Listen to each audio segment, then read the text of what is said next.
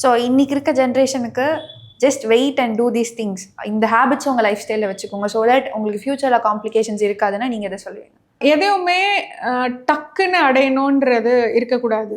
இந்த கோல்ஸ்லேயே வந்து 3 விதமான கோல்ஸ் இருக்கும். ஒன்று immediate, short term, long term அப்படின்னு சொல்லுவோம்.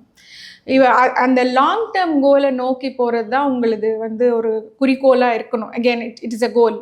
ஓகே, அதே மாதிரி அந்த கோல் வந்து ஸ்மார்ட் கோல்ஸாக இருக்கணும். ஓகே, இந்த ஆஸ்பெக்ட்ஸில் அவங்க மனசில் வச்சுக்கிட்டாங்க அப்படின்னா, irrespective, maybe their education, maybe the relationship, maybe the job, okay, anything அப்படின்னா you please wait, don't be impulsive. Okay, இன்னைக்கு வந்து அட்டென்ஷன் ஸ்பேன், ஈவன் இப்போ இதை நம்ம ஷார்ட் ரீல்ஸாக போட்டால் நிறைய பேர் பார்ப்பாங்க, லாங்காக போட்டால் பார்க்க மாட்டாங்க. ஏன்னா they want to achieve everything faster. Okay, but our brain has not been used to that way. நம்ம எல்லாருமே வந்து அந்த மாதிரி வந்து இப்போ பிரெயின் அப்படியே கம்ப்ளீட்டாக மாற்ற நினைக்கிறோம். That becomes a problem. So அதனால் maybe what I would give one suggestion is, நீங்கள் ஒரு இம்பார்ட்டன்ட் டெசிஷன் எடுக்கணும் அப்படின்னா அந்த நிமிஷத்துக்கு எடுக்காமல் give it some time. Okay, even 5 to 10 minutes of time, will give you some change in your decision making capacity, and then that will influence you to take a correct decision.